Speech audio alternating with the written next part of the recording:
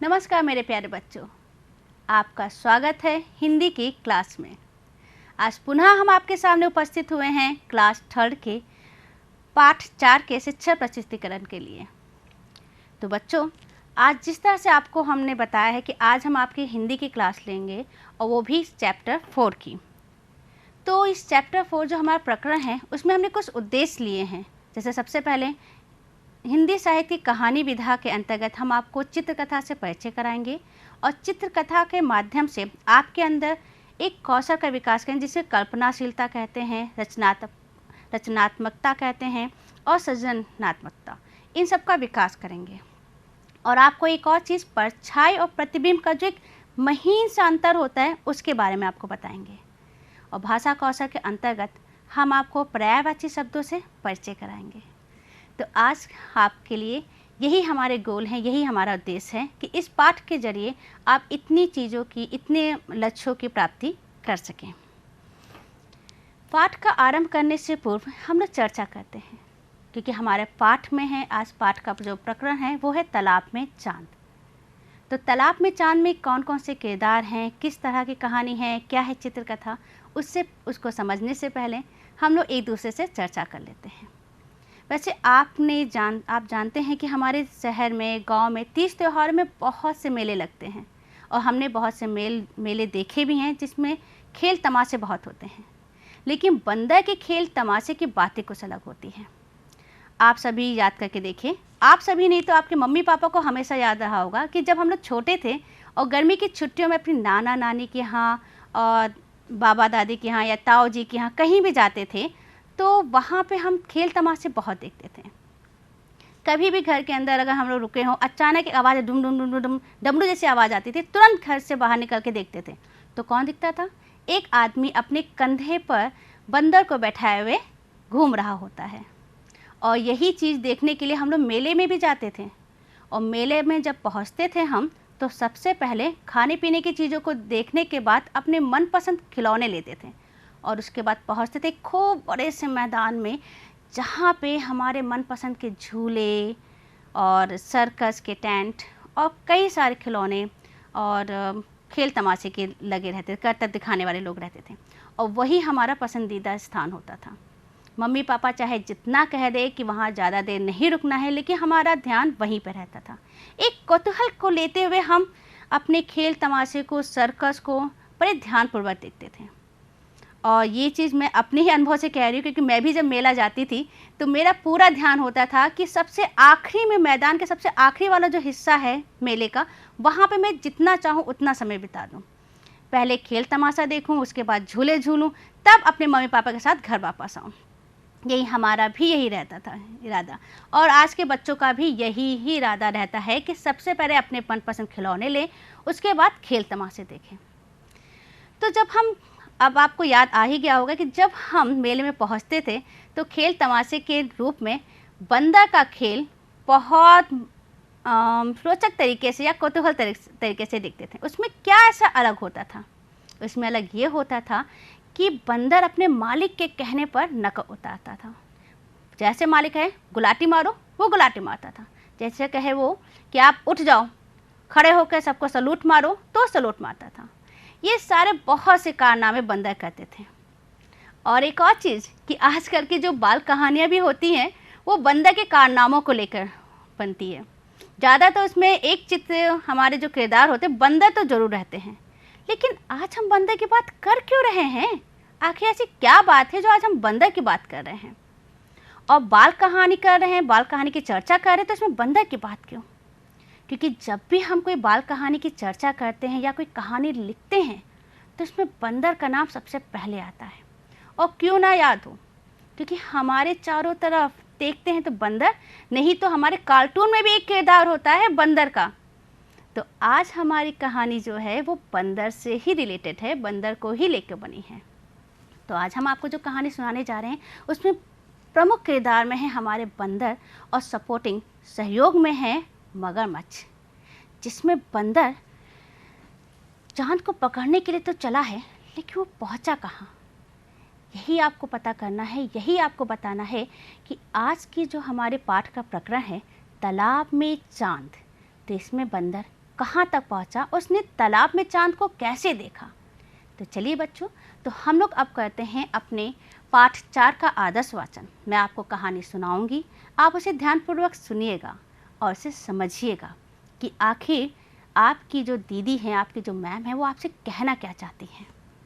तो अपनी किताब उठाइए आप और पाठ 4 तालाब में चांद आप पढ़ना शुरू कीजिए। हमारे साथ साथ आप भी पढ़िए और हम आपको सुना रहे हैं, आप उसे ध्यान से सुनिए।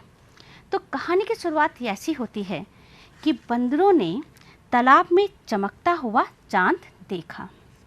उन्हें चांद को पकड़ने की सूझी। अरे देखो, तालाब में चांद, चलो पकड़ते हैं। एक बंदर पकड़ने को कूदा। एक बंदर चांद को पकड़ने को कूदा, पर चांद हाथ नहीं आया। अरे कहाँ गायब हो गया चांद? लगता है मेरे कूदने के डर से डर गया, बंदर बोला। फिर उन्होंने एक योजना बनाई। चलो एक दूसरे का हाथ पकड़कर लटकते हैं और धीरे से पकड़ते हैं चांद को। अचानक डाल टूट गई। एक बंदर का हाथ छूटा और बंदर मगरमच्छ की पीठ पर गिरे। भागो रे, एक बंदर बोला। डरो मत, मेरी पूंछ पकड़ लो, मगरमच्छ बोला। और बंदर बोले, मगर अगर। ये है इस कहानी की शुरुआत। आपने इस कहानी को आपने पढ़ा और आपने देखा कि इसमें किस तरह से बंदर ने एक चमकते हुए चांद को देखा, उसे पकड़ने की सोची। आखिर ये उनके दिमाग में कैसे सूझा? आखिर उन्होंने चांद को पकड़ना क्यों चाहा? क्योंकि बंदर के अंदर एक फितरत होती है कि वो कोई भी अच्छी चीज़ होती है, चमकती हुई चीज़ होती है, उसे पकड़ते हैं। लेकिन इस कहानी को अभी हम अधूरा मानते हैं। क्यों अधूरा मानते हैं? क्योंकि देखिए, आपने लास्ट में पढ़ा होगा आखिरी में कि मगरमच्छ ने बोला, जब बंदर का हाथ छूट गया और वो गिर गए मगरमच्छ की पीठ पर, तो उन्होंने क्या किया? वो डर गए और मगरमच्छ ने कहा, अरे डरो नहीं, मेरी पूंछ पकड़ लो और बैठ जाओ। तो एक बंदर बोला उसमें से, मगर अगर इस कहानी को हम पूरा करते हैं तो 2 हमारे तथ्य आएंगे, एक सकारात्मक में भी, एक नकारात्मक में। सर्वप्रथम हम नकारात्मक कहते हैं। जिस तरह मगरमच्छ ने कहा कि आप मेरी पूंछ को पकड़कर उस पर बैठ जाओ, मेरी पीठ पर बैठ जाओ, तो उससे ये लगा अगर मगरमच्छ भूखा हुआ तो बंदर को खा जाएगा और फिर वो उसकी बातों पे विश्वास करके वो उसे धोखा खाएगा बंदर। लेकिन अगर मगरमच्छ अपनी बातों का सच्चा हुआ और उसने सच कहा, तो वो उस बंदर को उसके किनारे तक ले जाएगा या उसके पेड़ तक पहुंचा देगा। 2 इसमें भाषाएं आती हैं, 2 इसमें शैली आती हैं, एक नकारात्मक की और एक सकारात्मक की। कहने का अर्थ ये है कि हमें कोई भी बात करनी चाहिए, किसी के भी बातों पर पूर्णतः विश्वास तुरंत नहीं करना चाहिए। अपने दिमाग का, अपने मस्तिष्क का बहुत अच्छे से सदुपयोग करके ही विचार करना चाहिए। जैसे इसमें आपने कहानी में देखा होगा कि चांद को पकड़ने के लिए वो कहाँ कूदा था? चांद कहाँ होता है? आसमान में। लेकिन बंदर कूदा कहाँ? तालाब में। तो तालाब में क्या चांद था? नहीं, तालाब में चांद का प्रतिबिंब था। उस प्रतिबिंब को पकड़ने के लिए वो कूदे थे, जो पानी में चांद का एक छवि दिखाई दे रही थी। अब यहीं पे मैंने आपसे जैसे पहले कहा था कि हम आपको प्रतिबिंब और परछाई दोनों के बीच का अंतर बताएंगे। प्रतिबिंब जैसे हम सामने हैं वैसे ही आपको दिखेंगे। जब आईना के सामने आप खड़े होते हैं, हूबहू आप अपने आप को आईने में देखते हैं। और जो हमारी परछाई होती है, जब हम किसी सूर्य की रोशनी में या किसी लाइट के नीचे आते हैं तो एक शरीर का एक आकृति बन जाती है। वो आकृति काले रंग की होती है, वो होती है हमारी परछाई। एक महीन सा अंतर है, जैसे कहा जाए सिक्के के 2 पहलू हैं, प्रतिबिंब और परछाई। तो यहाँ पे बंदर ने चांद का प्रतिबिंब देखा था, ना कि उसकी परछाई। अब इसके आगे हम बढ़ते हैं। हमने जब आदर्श वाचन कर लिया है तो आदर्श वाचन में हमें कुछ कठिन शब्द दिखाई दिए। उन कठिन शब्दों को हमने रेखांकित किया और आपके सामने उसका काठिन्य निवारण लेकर आए हैं। जिस तरह से है तालाब। सबसे पहला शब्द हमारा है तालाब। तालाब तो हर कोई जानता है, लेकिन तालाब के 2 अर्थ और भी हैं, पोखरा, सरोवर। इसको और विस्तारित रूप से आपको बताने में हम सक्षम होना चाहते हैं। आपको बताना चाहते हैं कि मेरे स्कूल के पास एक छोटा सा तालाब है। अब समझ में आया? तालाब जहाँ पे कमल होते हैं, सरोवर जिसमें कमल के फूल उगते हैं, और तालाब में ही मेढक रहते हैं। दूसरा शब्द हमारा है चमकता। चमकता, प्रकाशित होना, उजाला करना। तो चमकता चांद दिखने में बहुत अच्छा लगता है, ये सबको अच्छा था। और यही लालच बंदर में भी आ गया था। जब चांद चमक रहा था, वो देखने में इतना खूबसूरत लग रहा था, उनको लगा कि एक बॉल है, एक गेंद है, उसको पकड़ लेते हैं हम। उसके बाद है सूझी। सूझी का मतलब है सोची, एक विचार करना, कि किसी चीज़ उपाय को सोचना। इसका हम आपको वाक्य बता रहे हैं, मेरे भाई को आज पतंग उड़ाने की सूझी। ये बहुत अच्छा है। कभी कभी खेल के जरिए में कुछ नया करने का मन होता है, तो वही हमारे होती है सूझी, सोची। गायब मतलब छुपा देना। ये तो बहुत अजीबोगरीब है। गायब कर देना, छुपा देना। किसी ने मेरी घड़ी गायब कर दी। जिस तरह से बंदर चांद को पकड़ने के लिए पानी में डूबा, मतलब कूदा, और चांद अचानक गायब हो गया, उसी तरह किसी ने मेरी घड़ी गायब कर दी। गायब का अर्थ क्या है? छुपा देना। योजना, उपाय, तरकीब। जिस तरह से उपाय सोचा गया है, एक तरकीब, उसे कहते हैं योजना। किसी भी कार्य को योजनाबद्ध बनाना, सूचीबद्ध बनाना ही योजना कहलाती है। कोई भी कार्य करने से पहले योजना बनानी चाहिए, ये बात बिल्कुल सही है।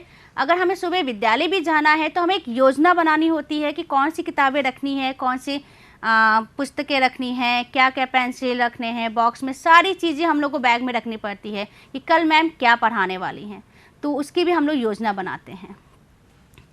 अचानक, सहसा, अचानक। अचानक मेरे घर में बहुत से अतिथि आ गए। अचानक माने कि बिना पूर्व सूचना के आपके पास कोई संदेश आ जाए, कुछ आ जाए, उसी का है वाक्य प्रयोग है अचानक मेरे घर में बहुत से अतिथि आ गए। ये हमारा है काठिन्य निवारण, जो हमने आदर्श वाचन के उपरांत ही आपके बुक किताब में से निकाला था, जो आपके सामने प्रस्तुत किया है। तालाब, चमकता, सूझी, गायब, योजना, अचानक। इसके बाद है अभ्यास कार्य। जो हमने अभी आदर्श वाचन किया है, उसमें से हम लोगों ने क्या क्या सीखा, क्या उसमें से समझा। तो सबसे पहले हम आपसे प्रश्न पूछते हैं कि बंदरों ने तालाब में क्या देखा।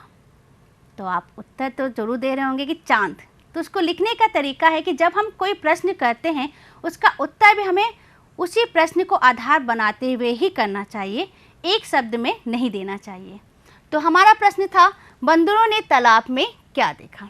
तो उत्तर है, बंदरों ने तालाब में चमकता चांद देखा। दूसरा प्रश्न हमने बनाया है, चांद को पकड़ने के लिए बंदरों ने क्या बनाई। तो प्रश्न क्या होगी, प्रश्न का उत्तर क्या होगा कि चांद को पकड़ने के लिए बंदरों ने एक योजना बनाई, एक तरकीब बनाया। जो आपने देखा था तरकीब क्या थी चांद को पकड़ने के लिए, कि एक दूसरे का हाथ पकड़ के, जिस तरह से आप चित्र में देख रहे हैं, एक दूसरे का हाथ पकड़ के हम पानी में से चांद को निकाल लेंगे, ये उन्होंने योजना बनाई। तीसरा प्रश्न आपके लिए है, बंदर मगरमच्छ की पीठ पर कैसे गिरे। बहुत आसान है, क्योंकि अचानक पेड़ की डाल टूटी और बंदर मगरमच्छ की पीठ पर गिर गए। तो ये तीन चीज़ें, ये तीन प्रश्न मैंने बोधात्मक प्रश्न आपके लिए बनाया है।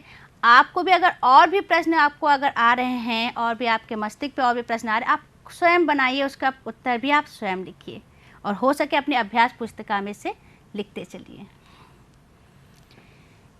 इसके बाद जैसे हमने आपसे उद्देश्य के में कहा तक, हमारा जो उद्देश्य है वो है पर्यायवाची शब्द से आपको परिचय कराना, जिससे आपके शब्द भंडार में वृद्धि हो सके। जिस तरह से कठिन शब्द में हमने आपको लिया था तालाब, चांद, योजना, डर, बंदर, मगरमच्छ, अचानक। पर्यायवाची शब्द क्या होते हैं। एक ही शब्द के अनेक अर्थ, उसके और अनेकार्थी शब्द, उसे कहते हैं पर्यायवाची शब्द। उसी के समान, एक शब्द के समान अन्य शब्द, उसे कहते हैं पर्यायवाची शब्द। जैसे तालाब, तालाब का दूसरा अर्थ अगर हम कह सकते हैं सरोवर, पोखर। अगर हम सरोवर भी कहते हैं तो भी उसका अर्थ तालाब है, अगर हम पोखर भी कहते हैं तो उसका अर्थ तालाब है, ये समान है। चांद, शशि, चंद्रमा। शशि अगर है वो चांद का पर्यायवाची है, चंद्रमा भी चांद का पर्यायवाची है। योजना, तरकीब, उपाय। योजना में जिस तरह से आपको अर्थ बताया था वो भी समानार्थी ही इनका पर्यायवाची शब्द है। तरकीब, उपाय। अगर हम तरकीब भी कहेंगे तो उसका मतलब है हम एक योजना बना रहे, एक प्लान बना रहे हैं। उपाय भी सोच रहे हैं तो हम एक योजना बना रहे हैं। डर, भय, भीति। भय, किसी चीज़ से डर लगता है, किसी को जानवर से डर लगता है, पक्षी से डर लगता है या अंधेरे से डर लगता है, उसे कहते हैं डर। और डर का एक दूसरा अर्थ है भय और भीति। इसको एक और कह सकते हैं दहशत, खौफ, ये भी हम कह सकते हैं। बंदर, वानर, कपि। वानर संस्कृत का है शब्द है, वानर उसमें प्रयोग होता है। कपि भी संस्कृत का ही अर्थ है। बंदर को हम वानर भी कह सकते हैं और कपि भी कह सकते हैं। मगरमच्छ, मगरमच्छ का है मगर, जो आपकी पुस्तक में दिया गया है मगर। और ग्रह, ग्रह माने वो खाने वाला, वो एक मांसाहारी है तो इसे ग्रह भी कहा जाता है मगरमच्छ को। अचानक, सहसा, एकाएक। सहसा मतलब अचानक आ जाना, आपने इसका मतलब कि सोचा ही नहीं होगा, अचानक आपके सामने आ जाता है, उसे कहते हैं सहसा। एकाएक का भी अचानक में ही उसका अर्थ का लिया जाएगा। अगर किसी ने कहते एकाएक मेरे सामने वो इंसान आ गया तो मतलब अचानक आ गया, आप उसको समझ सकते हैं। और सहसा भी, सहसा मेरे सामने परिस्थिति आ गई तो वो भी अचानक का ही आएगा। पर्यायवाची शब्द का अर्थ, पर्यायवाची शब्द का मतलब ये होता है कि आप किसी भी शब्द का यूज़ कर लीजिए, किसी भी शब्द को प्रयोग कीजिए, उसके समानार्थी शब्द का यूज़ कीजिए, प्रयोग कीजिए तो आपका अर्थ वही रहेगा। जैसे अचानक मैंने बताया, सहसा, एकाएक, इसका अर्थ अचानक में ही आएगा। पर्यायवाची मतलब उस शब्द का पर्याय, उस शब्द से मिलता जुलता एक और अर्थ, उसे कहते हैं एक और शब्द पर्यायवाची शब्द कहलाता है। जिस तरह से आज हमने आपको बताया कि आज हमने क्या सीखा, आज हमने सीखा परछाई और प्रतिबिंब में अंतर। अगर ऐसे भी आप परछाई और प्रतिबिंब से अंतर नहीं समझ पा रहे तो आपको पता होगा हम लोग फ़ोन से सेल्फी लेते हैं तो जब फ़ोन में सेल्फी लेते हैं तो अपना ही चेहरा सामने आता है, ना कि किसी और का। जिसके साथ हम लेंगे तो उसका तो चेहरा सामने आएगा ही, लेकिन फ़ोन में अगर हम सेल्फी लेते हैं वो हमारा होता है प्रतिबिंब। और अंधेरे में, रात में जब लाइट चली जाती है, हम एक दिया जलाते हैं, मोमबत्ती जलाते हैं, उसके रोशनी में जो हम आकृति बनाते हैं, जैसे कभी कभी होता नहीं कि हम शेर बिल्ली उंगलियों से बना लेते हैं, आकृति बनाते हैं, वो होती है परछाई। और आज हमने क्या सीखा, हमने सीखा बंदर, तोता, हाथी, शेर और मगरमच्छ का चित्र बनाकर। चित्र बनाना आपको आता है, बहुत अच्छे से आता है, तो क्यों ना हम लोग आज चित्र बना के चित्रकला का निर्माण करें। मान लीजिए हमने एक ले लिया तोता और एक ले लिया हमने चित्रकथा में किरदार ले लिया हाथी। अब तोता और हाथी पर आप कैसे चित्रकथा बना सकते हैं? कोई भी कहानी अपने मन से आप बनाइए और उसका चित्रकथा के द्वारा ही आप उसका उल्लेख कीजिए, निर्माण कीजिए। पर्यायवाची शब्दों के माध्यम से शब्दों का भंडार, शब्द भंडार में वृद्धि की, ये तो हमने किया ही, क्योंकि अभी आपसे इससे पहले आपने देखा था कि हमने पर्यायवाची शब्द आपको बताया, एक ही शब्द के दो अलग अलग शब्द अर्थ, वही शब्द हैं, जैसे तालाब का पोखर, सरोवर, तो यही मत हमारे पर्यायवाची हैं। एक शब्द में हमें दो और नए शब्द मिल गए, अचानक, सहसा, एकाएक, ये दो नए शब्द मिलके अचानक के साथ तीन हो गए। फिर हमारे पास है डर, जिसमें भय, भीति और एक दहशत या खौफ, ये चार शब्द हमारे मस्तिष्क में उसका भी विस्तार हुआ। उसके बाद हमने लिया चमकता हुआ, प्रकाशित, योजना, योजना, उपाय और तरकीब। हमेशा खेलने के लिए तो योजना हम लोग बनाते ही रहते हैं और विद्यालय में भी कोई कार्य करना होता है उसके लिए भी हम लोग योजना बनाते हैं, तो उसके लिए दो शब्द आ गए, तरकीब और उपाय। कभी भी कोई समस्या आती है तो हम लोग आपसे कहते हैं कि कुछ सोचा जाए, कोई तरकीब बनाई जाए कि इस समस्या से हम दूर हो पाए, तो ये हमारे शब्दों में भंडार की वृद्धि हुई है। एक और चीज़, साक्षात और भ्रम। इस कहानी से एक चीज़ हमने सीखी है कि साक्षात क्या है। साक्षात जो हमारे सामने है, जिसको हम देख रहे हैं, और भ्रम, जिस तरह से बंदर ने तालाब में चांद को देखा वो उनका भ्रम था, और साक्षात कहाँ था चांद? आसमान में। वो आसमान में चांद चमक रहा था जिसका प्रतिबिंब उनको तालाब में दिखा। तो इससे हमने, इस कहानी से हमने ये सीखा है कि साक्षात क्या है और भ्रम क्या है। इस विषय में हमने जानकारी प्राप्त की है। आज का संदेश, क्योंकि इस कहानी को जब मैं पढ़ा रही हूँ आपको, तो मुझे ये याद हुआ कि आपको एक संदेश भी मिलना बहुत ज़रूरी है। वो संदेश ये है कि बिना सोच विचार के कार्य नहीं करना चाहिए। ये बात बिल्कुल सही है कि जिस तरह से बंदर ने योजना तो बना ली अपनी, लेकिन उस योजना को वो कहाँ तक सफल कर पाए, क्योंकि उन्होंने बिना सोचे समझे ही उन्होंने चांद को पकड़ने के लिए तालाब में कूद गए। उन्होंने ये बताया, उन्होंने ये सोचा ही नहीं कि चांद तो आसमान में होता है, ना कि ज़मीन पर, ना कि तालाब में। ये उन्होंने सोचा ही नहीं। बिना सोच विचार के उन्होंने काम किया, जिसका परिणाम ये मिला कि वो लोग तालाब के अंदर गिर गए।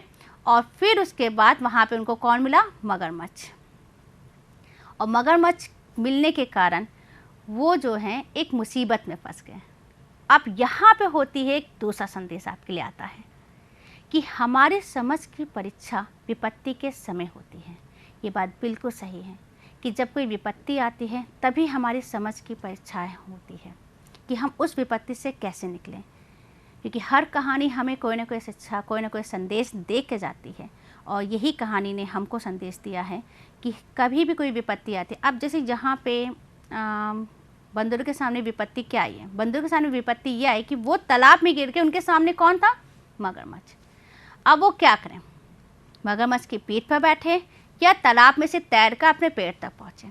अब वो स्थिति क्या थी ये तो हमें कहानी से ज़्यादा पता नहीं चल पाई है, क्योंकि हमारे सामने साक्षात वो नहीं था। हम उसे साक्षात नहीं देख रहे थे कि बंदर आखिर गिरे कहाँ पे थे, और मगरमच्छ और बंदर के दूरी में कितना अंतर था, और पेड़ और बंदर की दूरी में कितना अंतर था, ये हमें नहीं पता। हम एक कल्पना बना रहे, एक कल्पनाशीलता से हम लोग कार्य करें, एक कल्पना, एक इमेज कर रहे हैं कि मान लीजिए उस टाइम मगरमच्छ और बंदर, पेड़ और मगरमच्छ के बीच में, मतलब पेड़ और बंदर के बीच में मगरमच्छ है, तो पेड़ तक कैसे पहुंचेगा? तो यहाँ पे बंदर को अपनी समझ से इस विपत्ति से दूर होना पड़ेगा, इस विपत्ति से हटना पड़ेगा। एक समझदारी ये है, या तो एक बंदर उसकी पीठ पर बैठे और फिर वो जाकर उस पर जो है वो पेड़ पर चढ़ जाए। लेकिन यहाँ पे विश्वास भी नहीं हो सकता है कि मगरमच्छ ने जो कहा वो सही है या गलत है। आपके लिए कार्य दे रही हूँ जिसको आपको करेंगे, जिसे मैंने पहले भी कहा था कि आप में कल्पनाशीलता और सृजनात्मकता का विकास होगा। आप अपनी कल्पनाशील को और अच्छे से बढ़ाएंगे। तो हमारे पीछे आप देख रहे हैं कि 2 पिक्चर बने हैं, 2 चित्र हैं। इन चित्रों में आपको एक कहानी का निर्माण करना है। एक बच्चा है जो आम तोड़ रहा है पेड़ से, वहाँ पे 3 तोते भी बैठे हुए पेड़ पर, छोटा सा घर है, नीचे चिड़ियाँ हैं। ये प्राकृतिक का बहुत खूबसूरत वर्णन है। इस पे आप एक कहानी आप बना सकते हैं। दूसरी आपको चित्र दिया है एक जंगल का खूबसूरत सा मनोरम चित्र, जिसमें बंदर हैं, गिलहरी है, तोता है, सांप है, अजगर है, कछुआ है, खरगोश है, चूहे हैं। मतलब कि इतना खूबसूरत वर्णन है, जंगल का चित्र है। अब इस पे आप जो हैं एक बहुत खूबसूरत सी कहानी का निर्माण कर सकते हैं। और जिस तरह से अभी आपने अभी आगे आपने पढ़ा था, आपने देखा था तालाब में चांद, वो भी चित्रकथा पे ही आधारित था, एक काल्पनिक था। उस काल्पनिकता को आप अपने मन में और ज़्यादा बढ़ाइए, क्योंकि हमारा जो मस्तिष्क है, दिमाग है, वो कल्पनाशील से भरा हुआ है। हम लोग कहानी बहुत करते हैं।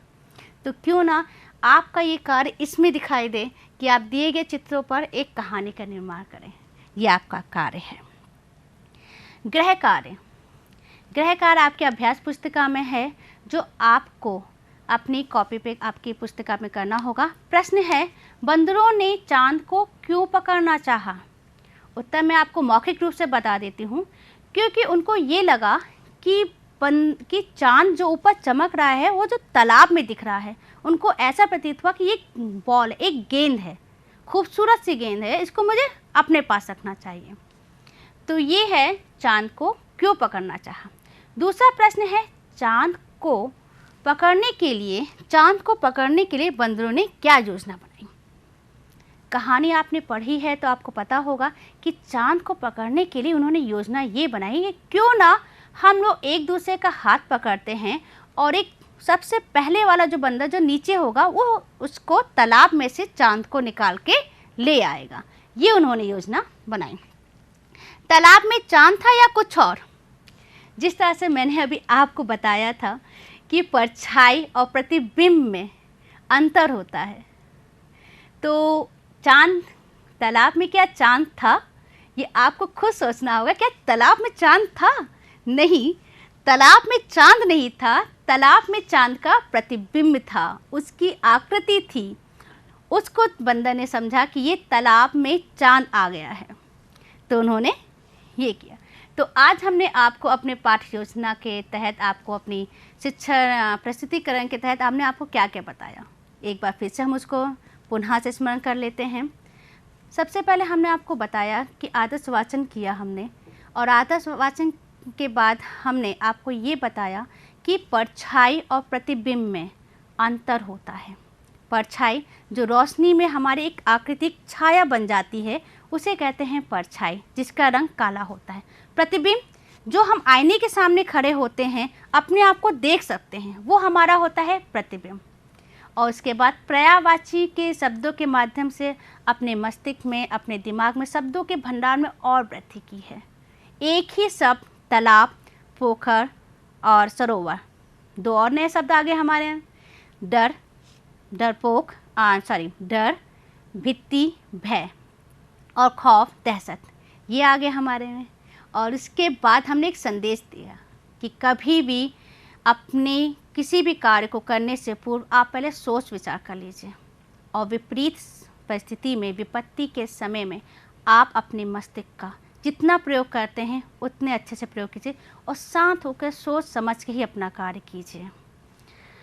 और उसके बाद हमने आपको एक और चीज़ भी बताई, आपका अभ्यास कार्य, और यही आपका गृह कार्य है। आप अपने अभ्यास कार्य को आप अपने कार्य पुस्तिका में कीजिएगा, अपनी कॉपी पे आप उतारिएगा, और यही आपका गृह कार्य है। और एक और कार्य आपको दिया था, शायद आप भूल रहे हो, मैं आपको फिर से बता देती हूँ। दिए गए चित्रों पर एक कहानी का निर्माण करो, और चित्रकथा आपको बनाना है, क्योंकि हमारे मस्तिष्क में बहुत सारे शब्दों का भंडार है। उस शब्दों के भंडार को आप कॉपी पे उतार दीजिए, अपने चित्रकथा के माध्यम से एक अच्छी सी रोचक सी कहानी आप बनाइए। अब इसके बाद हमारे आज की यही प्रस्तुतिकरण यहीं पर समाप्त होती है, और आगे आपसे पुनः फिर मिलेंगे। तब तक के लिए नमस्कार।